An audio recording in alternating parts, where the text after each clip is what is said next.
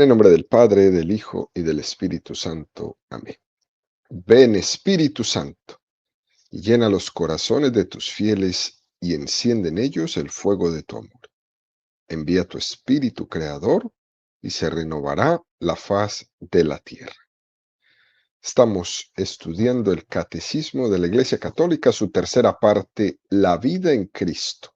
Segunda sesión, los 10 mandamientos. Capítulo segundo. Amarás a tu prójimo como a ti mismo. Artículo cuarto. El cuarto mandamiento. Honra a tu padre y a tu madre, para que se prolonguen tus días sobre la tierra que el Señor tu Dios te va a dar. Continuamos subiendo el monte Sinaí de la mano de Moisés a recibir los 10 mandamientos. Son 2.285 metros que mide el monte Sinaí. El catecismo dedica 505 números al estudio de los 10 mandamientos. Es decir, subiremos 4 metros del monte Sinaí por cada número del catecismo que estudiemos. Hoy estamos en el metro 580 de altura. Vamos a profundizar en el número 2196 con el tema que tiene como título Amarás a tu prójimo como a ti mismo. Jesús dice a sus discípulos, amaos los unos a los otros como yo os he amado. Recordemos, queridos amigos, nuevamente que el catecismo ha dividido los mandamientos en dos partes. La primera, amarás a Dios sobre todas las cosas. La segunda, amarás a tu prójimo como a ti mismo. En la primera parte están 3 mandamientos. Amarás a Dios sobre todas las cosas, no tomarás el nombre de Dios en vano, santificarás las fiestas. En la segunda parte, los 7 mandamientos restantes. Ya incluso en algún momento hemos comentado que dentro de la simbología que nos regala el arte, muchas veces hemos visto representar gráficamente a Moisés con las tablas de la ley, con 2 tablas, una en cada mano. Hemos visto cómo en una tabla casi siempre ponen en números romanos 1, 2 y 3. Y en la segunda tabla ponen 4, 5, 6, 7, 8, 9 y 10, ¿no? Es como la primera parte, esos 3 primeros mandamientos que subrayan nuestra relación con Dios, y esa segunda parte, que es los siguientes 7 mandamientos que subrayan nuestra relación con el prójimo. Tienen como esa prioridad, ¿no? Porque cuando ponemos el corazón de Dios en nuestra vida, el resto de las cosas están ordenadas, están bien centradas. Que el hombre sepa que lo esencial y fundamental es porque es fruto del amor de Dios. Que su vida bien llevada es fruto de su relación con Dios. Solamente cuando el hombre sabe que proviene del amor de Dios y que a Él vuelve, entonces es cuando es capaz de dar lo mejor de sí mismo en esta vida, sin guardarse nada. Pero lo que no se puede pretender es pedirle a alguien que lleve una vida ordenada, una vida moralmente ordenada, cuando no ha sido consciente de que es hijo del amor. Eso no se puede pedir. Esto lo vemos en los niños. En los niños que se han criado, por ejemplo, en familias desestructuradas. Cuando un niño no ha tenido la experiencia del amor incondicional de unos padres que lo quieran, ¿cómo sufre? Cuando el niño tiene que estar expuesto como una víctima a tener una maleta empacada todos los días de su vida, porque hoy te toca allá, mañana te toca acá, pasado mañana vas otra vez. El niño nunca tiene una estabilidad. Y podemos ver los traumas de los hijos Cuando, por ejemplo, se dan cuenta que sus padres nunca lo desearon o que lo han tratado toda su vida como si fuera un error, como si fuera un descuido que tuvieron los papás. ¿Sí? Es un sufrimiento tremendo, de mano en mano, de casa en casa, de comentario en comentario. Hijos de la inestabilidad. ¿Y cómo sufren? Pedirle a ese niño que tenga un orden moral en su vida, con esa experiencia de poco amor, es pedirle demasiado. Además es que las estadísticas nos dicen esto a gritos. Los fracasos escolares, la delincuencia juvenil, las pandillas, tantas otras cosas, y todas tienen la misma raíz. No sentirse nunca amados. Y esto nos llama a nosotros también un poco a la misericordia. Cuando vemos tantas personas que viven en tanta miseria, porque la vida les ha tratado así, así de fuerte, así de mal, tener misericordia de ellos. Por ejemplo, en las cárceles, ¿no? Yo suelo pensar que cuando veo los presos, esos jovencitos de 15, 16, 17 años, con condenas de 35 años, suelo pensar que soy un privilegiado, porque a mí no me tocó una vida así, porque tuve unos padres que me quisieron, que me amaron, que nunca me dijeron que era un error, o que no me habían planeado, o que no me querían, o que se habían divorciado y me tuvieron de un lado para el otro todo el día. Soy un privilegiado, porque ellos me procuraron una vida buena, una vida moralmente buena, una disciplina, un respeto que ellos no tuvieron.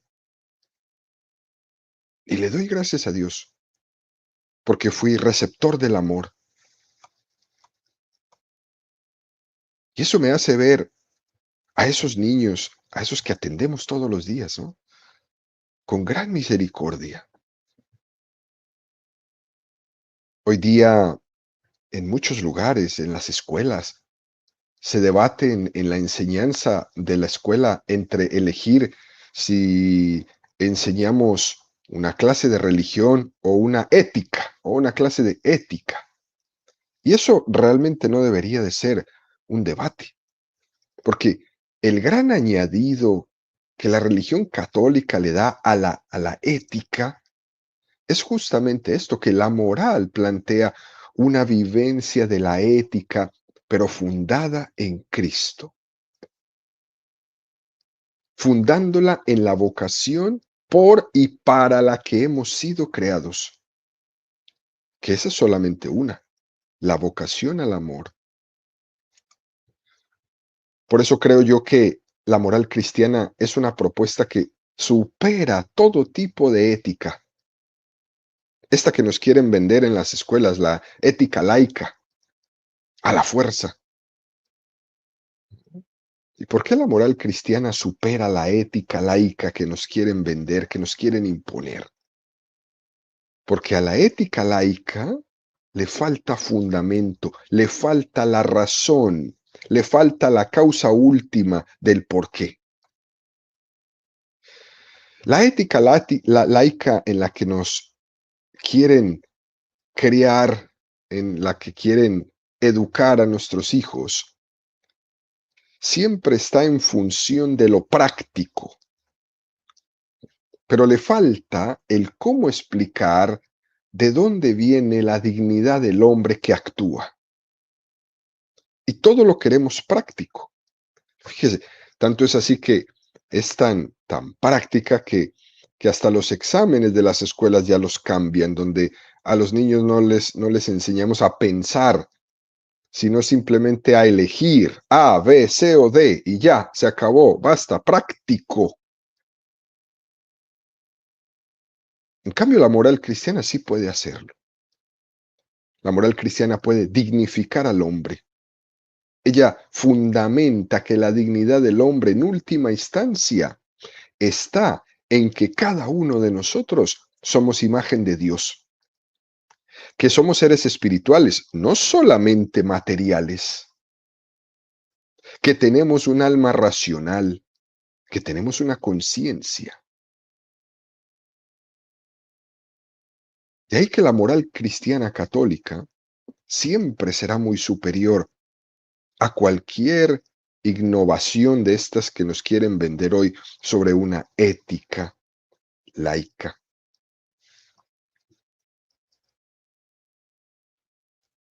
Eso crea tanto problema y tanta rencilla.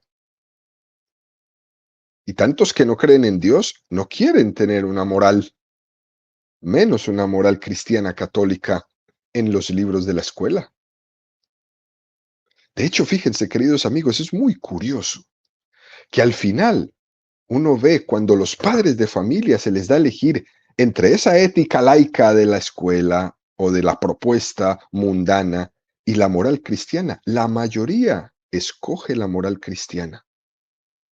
Incluso aquellos que nunca han tenido ningún tipo de formación católica, ni siquiera son creyentes. La mayoría elige la moral cristiana católica para la crianza de sus hijos. Y lo hacen, pues, porque también somos conscientes, por naturaleza, de que en nuestra vida debe de existir una ética por lo menos de los mínimos. Todos esos mínimos que hemos hablado en tantas clases de esta explicación del catecismo. Que mi hijo tenga por lo menos lo mínimo de dónde agarrarse para dignificarse. Y cuando no existe nada de donde uno se pueda agarrar, entonces vemos el desastre que vive nuestra sociedad, la inmoralidad de nuestra sociedad. Hay muchas cosas también que la ética laica puede ofrecer que son buenas, claro que sí, que son deseables, claro que sí. Pero la condición humana las va a rebajar a lo mínimo, porque aunque algunas propuestas sean buenas, no tienen ningún fundamento. En cambio, los ideales de la moral cristiana están claramente apuntando siempre a la santidad que Dios Padre nos ha revelado en Jesús. Es decir, que el cristiano católico nunca se conforma con el mínimo, porque siempre está aspirando es al máximo. Y esto en la crianza de los niños es fundamental. Tú no te conformes con lo mínimo. Si tienes del 1 al 10, tú no te conformes con el 5. Tú tienes siempre que tirarle al 10. Esa tiene que ser tu aspiración. Y aquí vemos, queridos amigos, que esta es una de las maravillas de los mandamientos, del planteamiento de la moral cristiana católica. Es ese rechazar una vida de mínimos. Es pasar de ese preguntarse simplemente de que si esto es pecado o no es pecado, a una vida de santidad. Nosotros los católicos no planteamos así las cosas. Nosotros planteamos las cosas como un seguimiento de la voluntad de Dios Padre. ¿Qué es lo que quiere Dios para mí? No solamente una vida de ¿esto es pecado o no? Y ya me conformo con que me digan no y entonces me quedo ahí. No. ¿Qué es lo que Dios está pensando para mí? ¿Qué es lo que alegra el corazón del Padre que yo tengo que hacer? ¿Cuál es la vocación a la cual he sido llamado en la creación? Por tanto, cumplir los mínimos, o dicho de otra manera, vivir dignamente, cumplir los mandamientos de la ley de Dios, solamente será posible siguiendo a Jesucristo y deseando ser santo.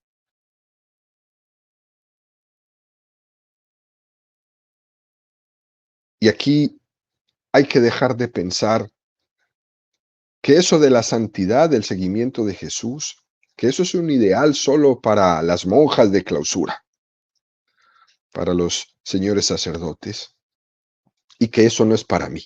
Tenemos que dejar de pensar así. No podemos seguir conformándonos con una vida de mínimos. También la santidad es para mí, ahora. Y por eso es que solamente la gracia de Cristo es la que nos permite poder aspirar a eso y no quedarnos en el hueco profundo de un querer y no poder. Esa gracia nos asiste, no solamente para cumplir los mínimos, sino para aspirar a ser santos a imagen de Jesucristo. Es una cosa muy bella. Por eso los mandamientos, en primer lugar, nos dicen, amarás a Dios sobre todas las cosas, enamórate de Él. Luego, en los otros 7, nos los va a presentar como una consecuencia del amor a Dios. Cuando me he enamorado de Dios, el reflejo de ese amor es amarás a tu prójimo como a ti mismo. No puede ser de otra manera. Miremos cómo el cuarto mandamiento dice, honrarás a tu padre y a tu madre. Se refiere al amor a mí mismo y a mi prójimo. El quinto, no matarás, se refiere al amor a mí mismo y al prójimo. Respeta la vida, la tuya y la del otro. No cometerás actos impuros, se refiere al respeto a mí mismo y a mi prójimo en la pureza. El séptimo mandamiento, no robarás, se refiere al respeto a mí mismo y a los bienes de mi prójimo.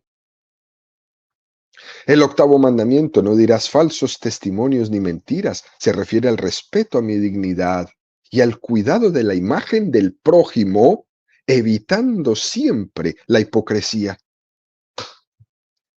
El noveno mandamiento, no consentirás pensamientos y deseos impuros, se refiere al respeto a mí mismo en mi pensamiento y no faltar al amor puro por el otro. Y en el décimo mandamiento, no codiciará los bienes ajenos. Se refiere al respeto a mí mismo y a los bienes materiales que posee mi prójimo que yo no tengo. Todos los 7 mandamientos están integrados en el amor al prójimo y a mí mismo. Dicho de otra forma, ¿no? Es imposible amar al prójimo sin amarse a sí mismo. Y de igual modo, ¿no? Es imposible amarse bien a uno mismo sin que eso se vea reflejado en el amor al prójimo. Y eso es así porque Dios así lo ha hecho. A veces hemos hecho imágenes demasiado teóricas, ¿no? De que lo importante es solo el amor al prójimo, interpretando incluso mal algunos pasajes del Evangelio, como ese que dice, el que no se niega a sí mismo no puede ser discípulo mío, ¿no? Y entendemos que el negarnos a nosotros mismos es como un no amarnos a nosotros mismos, pero esa interpretación es errónea. Más bien sería decir no a la tentación de Satanás, decir no al hombre viejo. Ese sería verdaderamente un quererse a sí mismo, no a la tentación, no a la amistad con Satanás, no a seguir al hombre viejo. Cuando decimos amarse a sí mismo, no estamos diciendo amar los propios caprichos, ¿no? Amarse a sí mismo es descubrir cuál es el plan providente de Dios para mi vida, no justificar mis egoísmos. Estamos en una sociedad donde amarse a sí mismo, la gente dice, date ese capricho, pero es que tú te lo mereces, date ese capricho, date ese cariñito, dicen.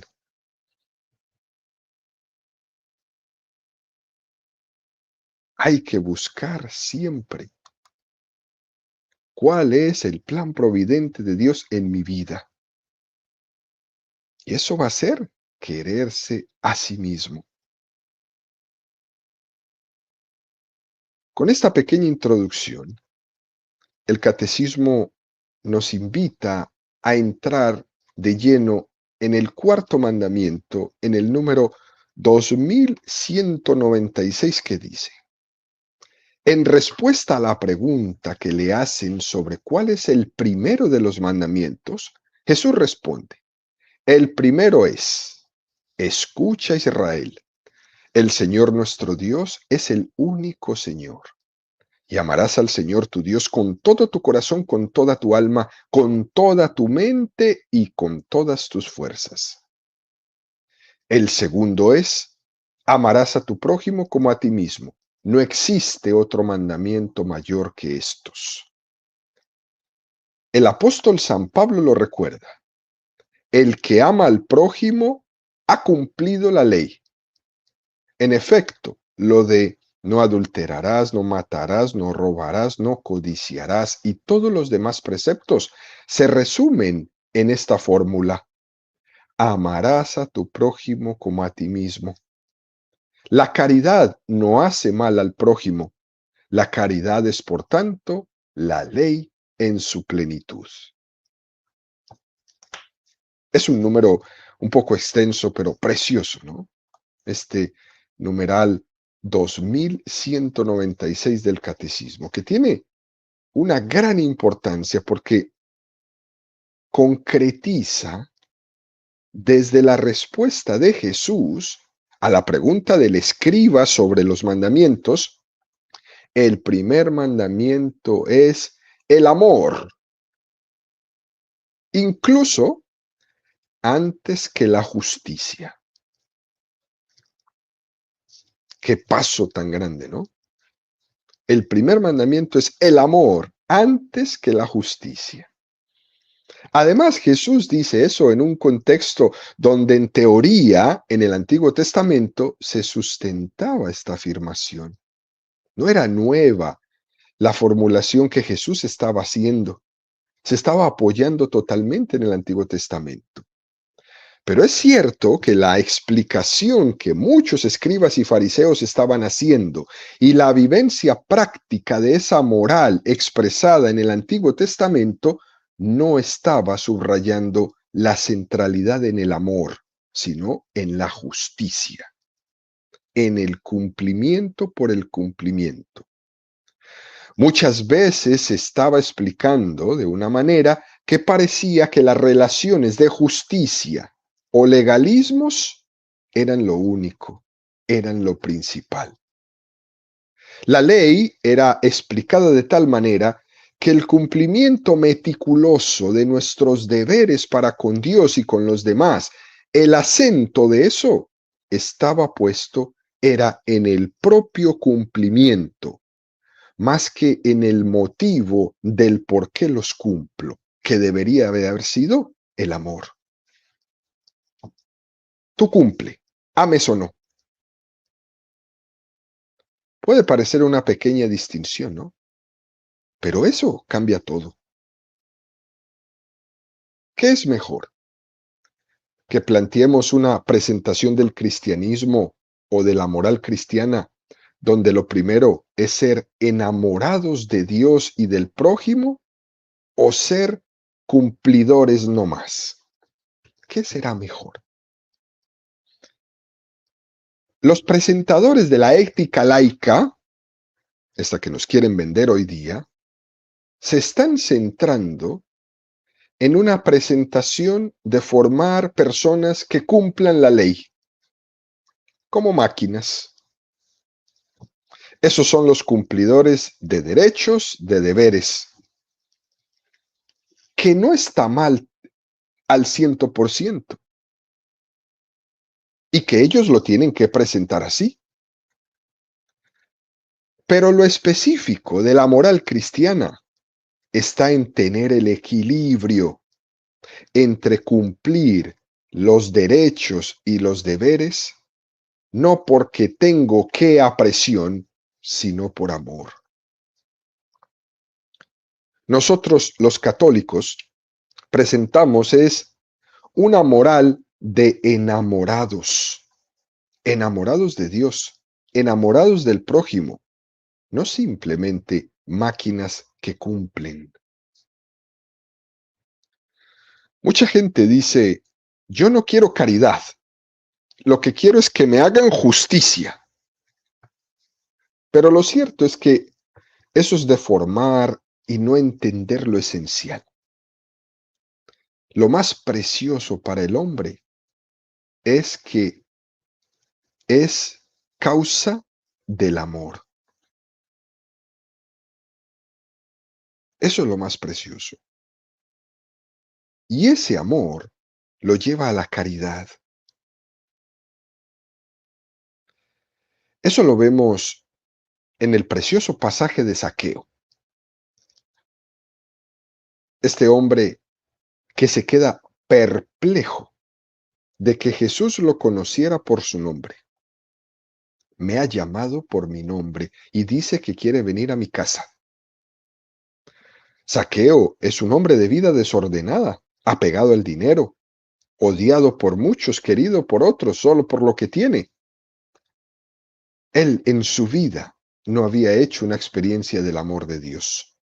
Él se había entregado a la esclavitud de su trabajo, a la esclavitud de su dinero, de sus pertenencias, de recaudar impuestos.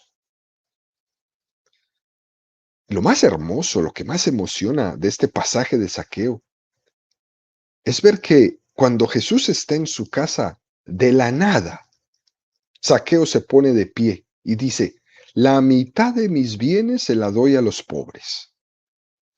Y si en algo he faltado a alguien, le daré 4 veces más. El contacto de Jesús con Zaqueo va a producir una llamada al amor, una llamada a la caridad. Y en segunda instancia, una llamada a la justicia.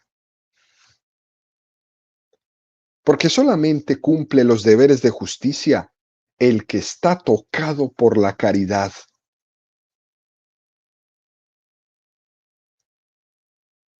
Eso que se dice que lo primero es la justicia y después la caridad, eso es falso.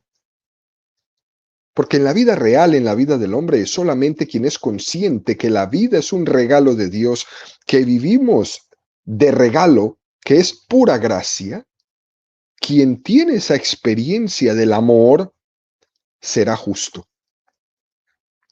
Si no, no hay manera. Si esto no es así, vivimos como vemos hoy, la ley de la selva, la ley del más fuerte. El más fuerte se come al más débil. Egoísmos por todas partes. Pactos mal hechos, pactos incumplidos. Donde el amor no es el motor, a nadie le importa nada. Y esto es tan grande, tan fuerte, queridos amigos, que por eso en la política usan una expresión que expresa esto que estamos comentando, cuando dicen, vamos a hacer un pacto de no agresión. ¿No? Hoy se está hablando mucho de eso, ¿no? Por allá en el Medio Oriente. Vamos a hacer un pacto de no agresión. ¿Pero qué es un pacto de no agresión? ¿Qué es eso? Es un reconocer que aquí no se vive ni se puede amar. Por eso es tan importante esta pregunta que hace el escriba a Jesús. ¿Qué es lo principal? Y Jesús responde, el amor a Dios y al prójimo. Mientras eso no esté, es la ley de la selva. Y aquí es, mátense todos unos con otros. No más echa un vistazo en el mundo y te das cuenta que estamos en la ley de la selva. Porque hemos perdido el amor a Dios y al prójimo. Vemos las imágenes de los desplazados por todas partes, en fronteras, no solamente aquí la nuestra. Miles y miles, incluso millones de personas. ¿Y dónde está el amor a Dios y al prójimo? Se ha borrado. ¿Qué es lo principal?, le preguntan a Jesús. Por eso las fuerzas del maligno quieren aplacar la voz de Jesús, porque Jesús lo dijo claramente, es el amor a Dios y al prójimo. Y hoy experimentamos que es lo que menos existe.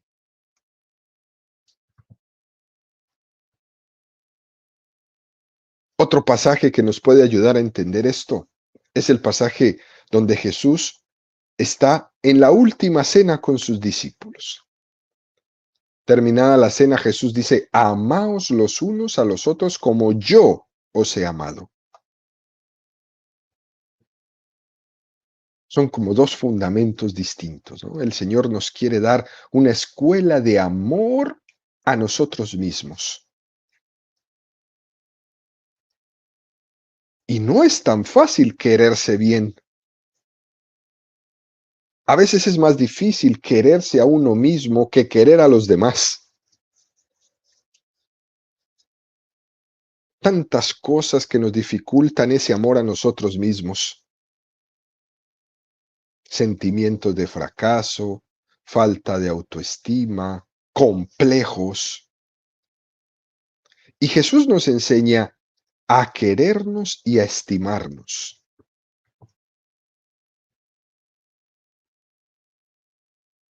¿Y cómo nos enseña esto? Bueno, si el Señor me ha hecho, es porque soy fruto de su amor. Y lo que es fruto de su amor no puede ser despreciable.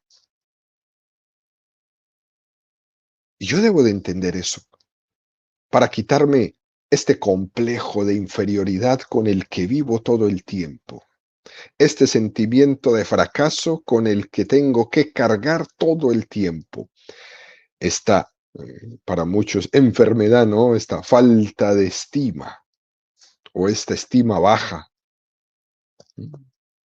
El Señor me ha enseñado que yo soy fruto de su amor. Y el fruto del amor de Dios no puede ser despreciable, ni por mí, ni por nadie. Por eso es como una contradicción cuando yo digo, yo amo a Dios, pero me desprecio a mí. Porque cuando digo eso, lo que estoy haciendo es despreciando el fruto de su amor. ¿Qué eres tú? ¿Qué soy yo? Dios no hace basura. Dios me quiere personalmente. Y si Él me quiere, ¿cómo es que yo no me voy a querer a mí mismo? Esa especie de autodesprecio, de falta de amor a nosotros mismos, muchas veces disfrazado dizque de humildad, eso es pura soberbia y tenemos que tener mucho cuidado con eso. Esa soberbia disfrazada de humildad en el fondo me lleva a mi autodesprecio. Por eso, ese como a ti mismo que dice este mandato, es una invitación a superar egoísmos,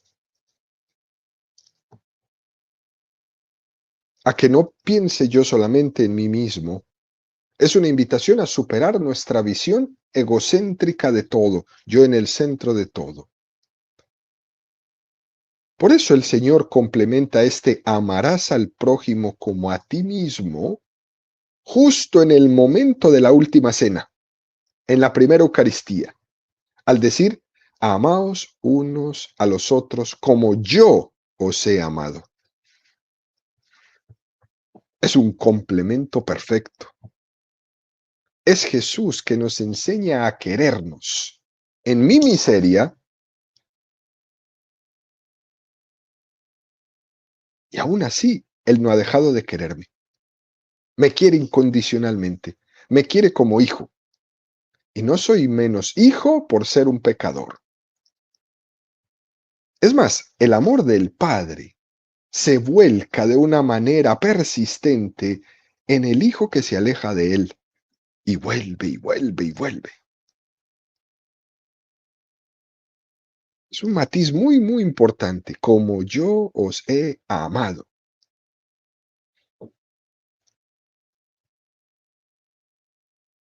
Eso es. Y no pienses en que el amor se merece por el cumplimiento y las obras. Uno merece ser querido por su condición, filiación de la filiación divina. El hombre es hijo, por encima de su comportamiento, por encima de sus pecados. Tú eres hijo.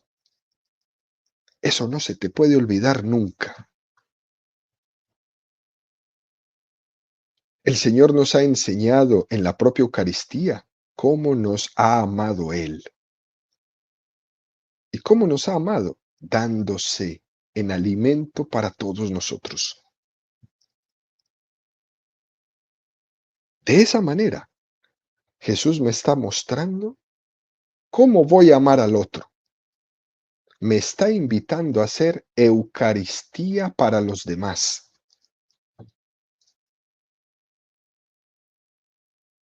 Qué complemento, ¿no?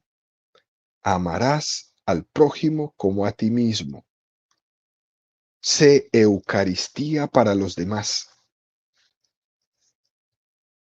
Entrega total de ti mismo, como lo hizo Él.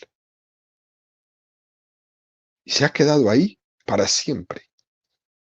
Qué fuerte invitación. Por tanto, queridos amigos, solamente el que tiene conciencia de que su vida es un don puede convertirse en un don para el prójimo.